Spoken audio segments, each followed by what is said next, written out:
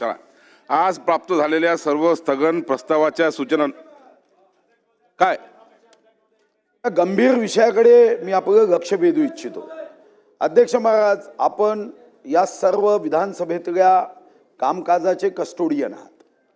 आपण आमच्या कामकाजाच्या आयुधांचा उपयोग केल्यानंतर त्या आयुधांवर जे आश्वासन दिलं जातं, उत्तर दिलं जातं, त्याची जबाबदारी सर्वस्वी अध्यक्ष म्हणून आपल्या त्या खुर्चीची आहे.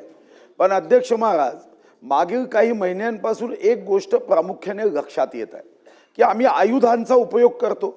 आयुधांचा उपयोग केल्यानंतर आपले सर्व मंत्री मनापासून सकारात्मक उत्तर देतात. पण सकारात्मक उत्तर दिल्यानंतर जेव्हा त्याची नसती ही संबंधित विभागाच्या सचिव किंवा कक्ष अधिकारी किंवा उपसचिवांकडे जाते, तर या आश्वासनाची पवित्रता आहे. जान जाय पर वचन न जाय. पण या आश्वासनावर सचिव नकारात्मक शेरे मारतात आणि ते आश्वासन नंतर साबणावरच्या फेसासारखं कधी संपून जातं हे लक्षात येत नाही.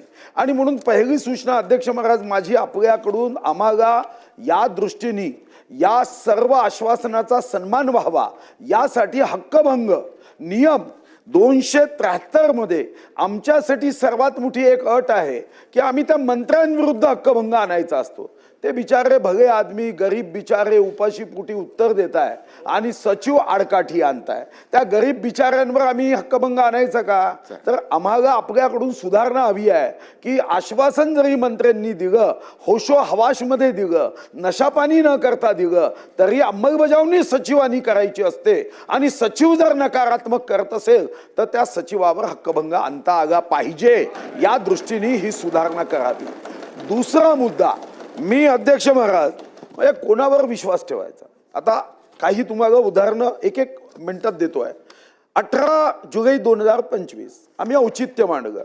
औचित्य कोणाचं होतं? संगणक परिचालक. जीवापासून सांगताय की आमचा पगार द्या, आमचं मानधन द्या, आमचा कॉन्ट्रॅक्टर बदलला, सरकारने आम्ही सुद्धा महाराष्ट्राचे आहो, जय भवानी जय शिवाजी म्हणतो. आपण काय आश्वासन दिलं? अध्यक्ष महाराज, हे औचित्य आम्ही मांडलं.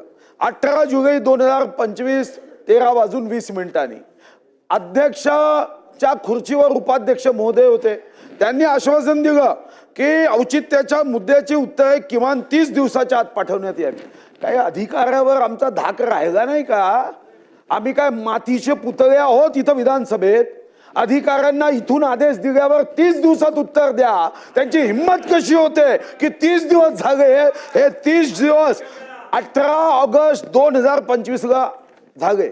2,47,897 कोटी त्यांच्या कुटुंबाचं पालनपोषण करायला आम्ही पगार देतो की जे गरीब, ज्यांचा एक वर्षापासून पगार झाला नाही, त्यांचा मुद्दा मांडल्यावर 30 दिवसात उत्तर देण्यासाठी झालं. हे एक प्रश्न नाही आहे अध्यक्ष महाराज, हा पूर्ण गठ्ठा मागच्या अधिवेशनाचा मी पाठवतोय. आणि मी मुद्दाम देवा अध्यक्ष महाराज गंभीरपणे घ्या, मी मुद्दाम सचिवांना, मंत्र्यांना आश्वासनाची पत्र पाठवताना आश्वासनाचा QR कोडही पाठवला की त्यांनी स्कॅन करावं, विधानमंडळाचं कामकाज पाहावं. हे सर्व मी तुम्हाला देतो. आपण ज्या खुर्चीवर बसला आहात ना, माणूस किती मोठा आहे हे महत्वाचं नाही, तो किती वयाचा आहे हे महत्वाचं नाही, तो रंगाने गोरा आहे का हे महत्वाचं नाही, त्या खुर्चीचं महत्व आहे.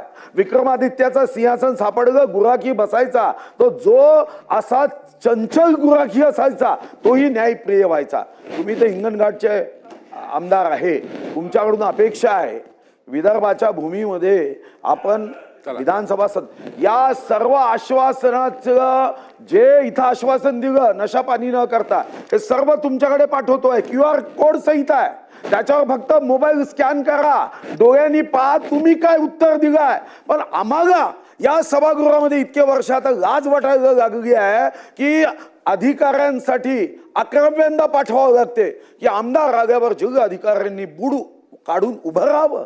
11व्यांदा GR. आणि पेपरवाल्यांना माहित नसतं, त्यांना वाटतं हा काहीतरी नवीन नियम आहे, तशरीफ खडे करो, हा नवीन नियम आहे. आमदारांचा सन्मान म्हणजे व्यक्तीचा सन्मान नाही आहे.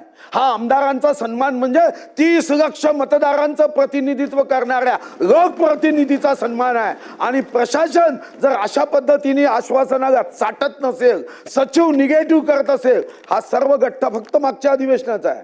अजून बाकी तयार करेल तर 10-20 किलो तयार होणार आहे. आता सध्या हा 1.5 किलोचा आहे, ठीक आहे. तेवढाच पुढे निपटवा जाऊया आपण.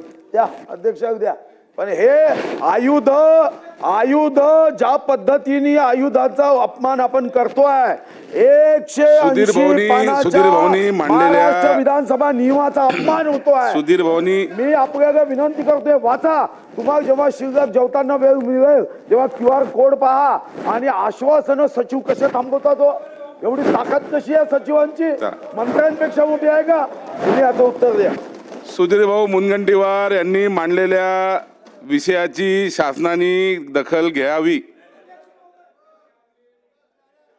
होय अध्यक्ष महोदय. चला, आज प्राप्त झालेले सर्व स्थगन प्रस्तावाच्या